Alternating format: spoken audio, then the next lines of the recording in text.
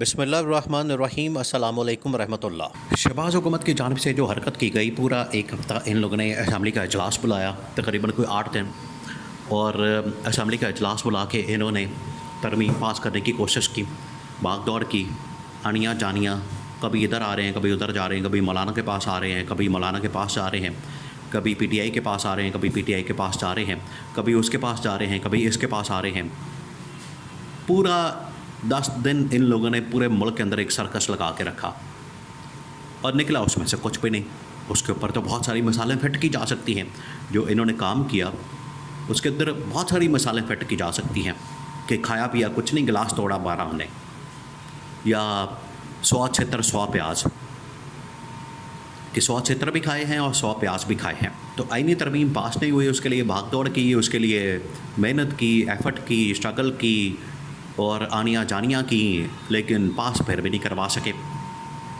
پاس نہ کروانے کے پیچھے بہت ساری وجوہات اور محرکات ہیں۔ وہ جو وجوہات اور محرکات ہیں، اس کی انڈرسٹینڈنگ بڑی ضروری ہے۔ اس کی انڈرسٹینڈنگ کے لیے جب اسٹیبلشمنٹ کے اندر بڑی اہم ترین ملاقات ہوئی، ٹاپ لیول کی، ٹاپ ملٹری کمان کی، تو انہوں نے پوری صورتحال کا جائزہ لیا۔ انہوں نے دیکھا کہ یہ تو بالکل ہی ناکام ہو گئے ہیں، یہ تو بالکل پھٹے پہ آ گئے ہیں، اور جو ان کو کام کہا گیا تھا یہ تو کر ہی نہیں سکے، جو ان کو ذمہ داری دی گئی، جو ان کو ٹاسک دیا گیا، یہ وہ کر ہی نہیں سکے۔ نہ یہ بیانیہ بنا سکتے ہیں، نہ یہ ججز کو مینج کر سکتے ہیں، نہ ان کے اندر میڈیا کو مینج کرنے کی صلاحیت اور قابلیت موجود ہے، نہ یہ سفارتی سطح کے اوپر کوئی کام کر سکتے ہیں، نہ عدالتی بحرانوں کو حل کر سکتے ہیں، نہ یہ سیاسی معاشی عدم استحکام کو ختم کر سکتے ہیں، نہ یہ مہنگائی اور بے روزگاری ختم کر سکتے ہیں، نہ ان کے پاس کوئی ایسی صلاحیت اور طاقت موجود ہے کہ عمران خان اور پی ٹی آئی کو کس طرح سے کرش کیا جائے، ان کی مقبولیت کو کس طرح سے کم کیا جائے، یا ان کی طاقت کو کیسے ختم کیا جائے۔ کوئی بھی کام یہ کر نہیں سکے۔ آج آگے ان کے پاس جو ہر بات کھنڈا بستا ہے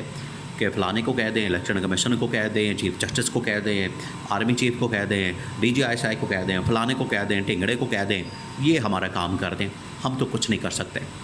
اب الیکشن کمیشن کے تھرو مولانا فضل الرحمان کے اوپر پریشر ڈالا جا رہا ہے، آپ اگر ووٹ نہیں دے دیں تو آپ کی پارٹی کو ہم اڑا دیں گے۔ اب اس طرح کے اگر آپ نے لوگوں کو ٹائٹ کرنے کے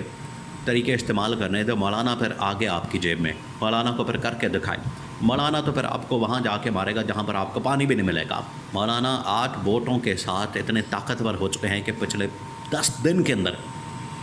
پوری کی پوری حکومت کے اسٹیبلشمنٹ بھی بار بار کالنگ کرتی رہی، حکومت بھی ان کے در پر جا کر بیٹھی رہی، اور اس کے بعد جو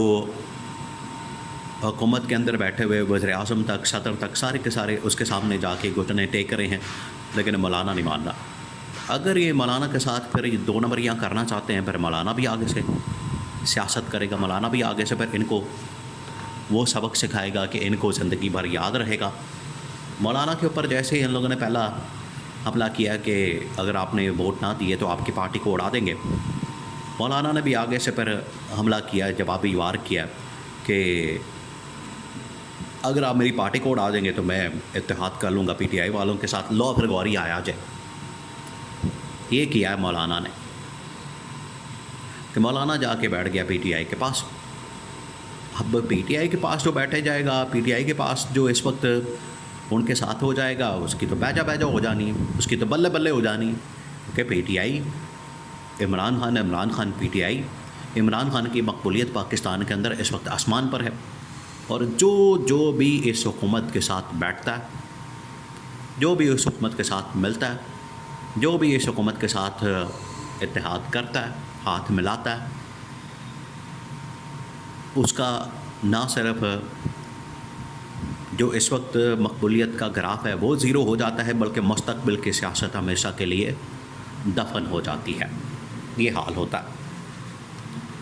تو مولانا کو اگر منانا ہے تو پھر آپ پیار سے منائیں، لیکن مولانا کے ساتھ اگر آپ زبردستی کریں گے تو پھر مولانا بھی آگے سے خوری بن جائے گا،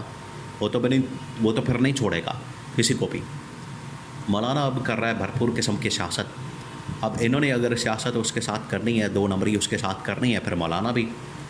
آگے سے پی ٹی آئی والوں کے پاس پہنچ گیا، اور پی ٹی آئی اور مولانا کی اب شرطیں ایک ہو جانی ہیں۔ آج اگر دیکھیں پی ٹی آئی تو ڈیمانڈ کر رہی ہے کہ آپ ہمارے ساتھ بیٹھنا چاہتے ہیں، ترمیم کے اوپر بات کرنا چاہتے ہیں، آئیں بیٹھیں بات کریں 100 لیکن پہلے عمران خان کی رہائی۔ جس دن مولانا نے یہ ڈیمانڈ کر دی، لیکن مولانا تو اس وقت حکومت سے مانگ رہا ہے کہ ہمیں کے پی کے اندر گورنرشپ دیں، سینٹ کے اندر ڈپٹی چیئرمین شپ دیں، صدر کا عہدہ دیں، بلوچستان کے اندر گورنمنٹ دیں۔ اگر وہ مولانا کو نہیں ملے گا تو مولانا پھر عمران خان کی رہائی کی جس دن اس نے بات کر دی، رہائی کی جس دن اس نے ڈیمانڈ کر دی، تو پھر تو سارے پھٹے پہ آ جائیں گے، پھر تو سارے فارغ ہو جائیں گے، پھر کسی کے پاس منہ دکھانے کے قابل نہیں رہیں گے، کسی کے پاس کچھ نہیں رہے گا۔ اور یہ ہے اصل میں اب وہ سیاست شروع ہوئی ہے جو کہ پچھلے 6 مہینے سال سے نہیں ہو رہی تھی، اور عمران خان چھپ کر کے مقابلہ کر رہا تھا۔ عمران خان اس چیز کا تگڑا قسم کا مقابلہ کر رہا تھا، عمران خان برداشت کر رہا تھا ظلم کو، جبر کو، فسطائیت کو، یزیدیت کو، ملوکیت کو، بربریت کو، سارا مقابلہ کر رہا تھا عمران خان اکیلا۔ لیکن آج ہلکا سا پریشر پڑا ہے مولانا کے اوپر، تو مولانا جو ہے عمران خان کے ساتھ آ کر مل گیا ہے، اور انہوں نے خود ایک بہت بڑا اتحادی کھو دیا۔ اس کے اندر ان کی اپنی ناکامی اور ان کا اپنا فیلئر ہے، جو ان کی ناکامی کی وجہ سے، ان کے فیلئر کی وجہ سے حکومت کے پاس کوئی آپشن نہیں بچا۔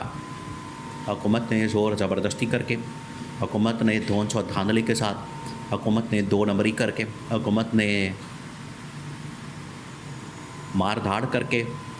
دھمکی سے، اگر پیار سے مناتے تو شاید مولانا مان جاتا، لیکن مولانا کے ساتھ جو ان لوگوں نے کیا، مولانا کے ساتھ جو ان لوگوں نے جس طریقے سے دھوکہ دیا ہے، جس طریقے سے مولانا کو ان لوگوں نے دغا دیا ہے، مولانا تو نہیں ان کے ہاتھ میں آنے والا۔ اگر آپ ایک شخص کے ساتھ دھوکہ کریں گے، ایک شخص کے ساتھ غلط بیانی کریں گے، اس کے ساتھ دغا کریں گے اور اس کے ساتھ وعدے کر کے تو آپ مکر جائیں گے، پھر وہ آپ کے ہاتھ نہیں آئے گا۔ مولانا نے یہی اسٹریٹجی اپنائی ہے کہ اگر آپ نے پریشر ڈالنا ہے تو آ جاؤ، پھر میدان سج چکا ہے، لوگوں نے اپنا آپ دکھانا شروع کر دیا ہے اور لوگ باہر میدان میں آ گئے ہیں، اور اب اس کے بعد واپسی کا کسی کے پاس کوئی راستہ نہیں ہے۔ مولانا کا اسد کیسر پی ٹی آئی کے گھر پر آنا یہ اس بات کا ثبوت ہے کہ پچھلے 10 مہینے جو ایکسرسائز کی گئی وہ ساری کی ساری فارغ ہو گئی ہے، اس کے اوپر پانی بھر گیا ہے، اور اب اسٹیبلشمنٹ کو آخر کار اس حکومت کو گھر بھیجنا پڑے گا۔